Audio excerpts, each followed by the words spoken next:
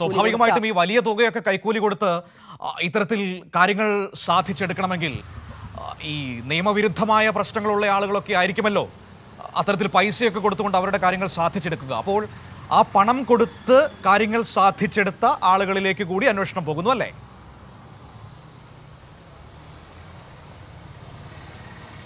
തീർച്ചയായും മനു, ഈ ഘട്ടത്തിൽ അത് തന്നെയാണ് വിജിലൻസ് നമ്മളോട് വ്യക്തമാക്കുകയും ചെയ്തത്. കാരണം ഇവരെ കൂടുതൽ ചോദ്യം ചെയ്യാനുള്ള ആവശ്യകത കൂടിയുണ്ട്. അതുകൊണ്ട് തന്നെ കസ്റ്റഡിയിൽ വാങ്ങിയ ശേഷം ഇത്തരം കാര്യങ്ങളിൽ കൂടി വ്യക്തത വരേണ്ടതുണ്ട്. ആർക്കൊക്കെയാണ് ഇവർ ഇത്തരത്തിൽ നിയമവിരുദ്ധമായി കാര്യങ്ങൾ ചെയ്തു കൊടുത്തത്, ആരിൽ നിന്നൊക്കെയാണ് കൈക്കൂലി വാങ്ങിയത് തുടങ്ങിയ കാര്യങ്ങൾ പ്രധാനമായും പരിശോധിക്കും. അത് ഇപ്പോൾ തുടർന്നുകൊണ്ടേയിരിക്കുകയാണ്. അത് ആദ്യഘട്ടത്തിൽ തന്നെ വിജിലൻസ് ഇതുമായി ബന്ധപ്പെട്ട കാര്യങ്ങൾ പരിശോധിക്കുന്നുണ്ട്. ഇപ്പോഴും അത്തരം വിഷയങ്ങളാണ് പ്രധാനമായും പരിശോധിക്കുന്നത്. അതുകൊണ്ട് തന്നെ കൂടുതൽ ദിവസം കസ്റ്റഡിയിൽ വാങ്ങാനുള്ള ഒരു സാധ്യത കൂടിയുണ്ട്. അതിനിടെ അവർ ജാമ്യാപേക്ഷയുമായി മുന്നോട്ട് പോകാനുള്ള ഒരു സാധ്യത കൂടിയുണ്ട്. എന്തായാലും ഈ ഘട്ടത്തിൽ പ്രധാനമായും കൂടുതൽ ചോദ്യം ചെയ്യുക എന്താണ് അനിവാര്യമായത്. മാത്രമല്ല എല്ലാ രേഖകളും ഇത് സംബന്ധിച്ച് പരിശോധിച്ച് വരികയാണ്. ഇവരുടെ മൊബൈൽ ഫോൺ, ഇവരുടെ സ്വത്തുക്കൾ, ഒപ്പം ഇതുമായി ബന്ധപ്പെട്ട് ആർക്കൊക്കെ ഇത്തരത്തിൽ പണം കൈപ്പറ്റിയിട്ടുണ്ട് തുടങ്ങിയ കാര്യങ്ങളെല്ലാം തന്നെ ഇവർ പരിശോധിച്ച് വരികയാണ്. എന്തായാലും കൂടുതൽ പൈസ അത് എത്തിയിട്ടുണ്ട് എന്ന കാര്യത്തിൽ യാതൊരു സംശയവുമില്ല. കാരണം അത്രത്തോളം അക്കൗണ്ടിലേക്ക് വരവിൽ കവിഞ്ഞ തുക എത്തിയിട്ടുണ്ട് എന്ന കാര്യത്തിൽ സംശയമില്ല. അതുകൊണ്ട് തന്നെ കൃത്യമായ അന്വേഷണവുമായി മുന്നോട്ട് പോവുകയാണ്. ഇന്ന് മൂവാറ്റുപുഴ വിജിലൻസ് കോടതിയിൽ വീണ്ടും സ്വപ്നയെ ഹാജരാക്കും. കൂടുതൽ ദിവസത്തെ കസ്റ്റഡിയിൽ വാങ്ങാനുള്ള ഒരു സാധ്യത തന്നെയാണ് നിലവിൽ നമ്മൾ കാണുന്നത് മനു.